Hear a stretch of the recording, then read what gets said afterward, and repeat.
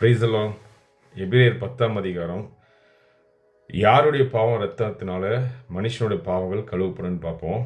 4வது வசனம், அல்லாமலும் காளைகள் வெள்ளாட்டுக்கடா இவைகளுடைய இரத்தம் பாவங்கள் நிவர்த்தி செய்யப்பட மாட்டாது. அதாவது ஆடோ கோழியோ மாடோ வைத்து ஒரு மனிதனுடைய பாவத்தை கழுவ முடியாது. இன்னைக்கு யாராவது அப்படி செஞ்சிட்டு இருந்தீங்கன்னா அது செல்லாது, உங்கள் பாவம் மன்னிக்கப்படாது. உங்கள் பாவம் மன்னிக்கப்படணும்னா யாரை விசுவாசின்னு பைபிள்லேருந்து ஒரு வசனம் சொல்கிறேன். எபிரேயர் 10:10ஆம் அதிகாரம் 10வது வசனத்தை வாசிக்கிறேன். இயேசு கிறிஸ்துடைய சரீரம் ஒரே தரம் பலியிட்டபடினாலே அந்த சித்தத்தின்படி நாம் பரிசுத்தமாக்கப்பட்டிருக்கிறோம். யாரெல்லாம் இயேசுவை என்னுடைய பாவங்களுக்காக விசுவாசிக்கிற, அதாவது உங்கள் இருதயத்தில் நீங்கள் விசுவாசிக்கணும். என் பாவங்களுக்காக அவர் மரித்து உயிர் தெழுந்தார்.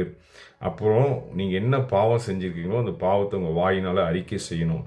அறிக்கை செய்யணும் போது இன்றைக்கி நான் ஒரு சிகரெட்டு குடிச்சிருக்கேன், இந்த சிகரெட்டை நான் குடிச்சிருக்கேன் சப்பா, இது நான் துணிகரமாக நான் செஞ்சுருக்கேன், இனி இந்த பாவத்தை நான் செய்ய மாட்டேன், என்னை மன்னிச்சிடுங்க அப்படின்னு சொல்லி உங்கள் வாயினால் அறிக்கை செய்யணும்.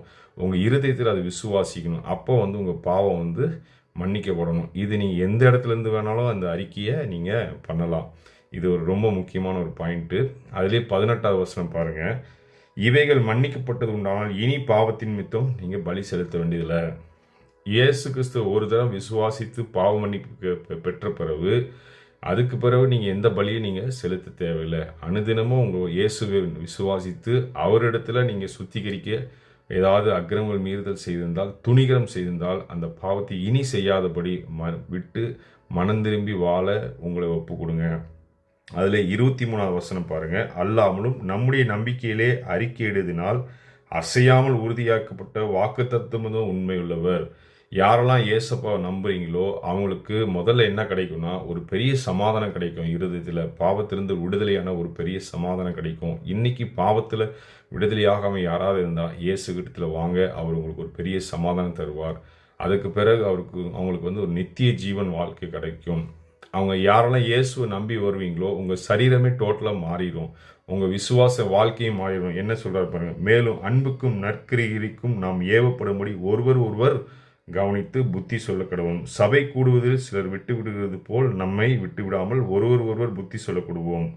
அதாவது இயேசுவை நம்பி வந்ததுக்கப்புறம் சபை கூடுதல் விட்டு விடக்கூடாது. அவரை அனுதினமும் நம்ம பின்பற்றணும். ஏன்னா பிசாசு விடமாட்டான், நம்மளை நரகத்துக்கு கொண்டு போக திட்டமிடுவான். இயேசுவோ நம்மளை பாதுகாத்து முடியும் பிறந்தவும் இயேசுவின் மேல் நம்பிக்கை வைத்து விசுவாசிவன் ரட்சிக்கப்படுவான்.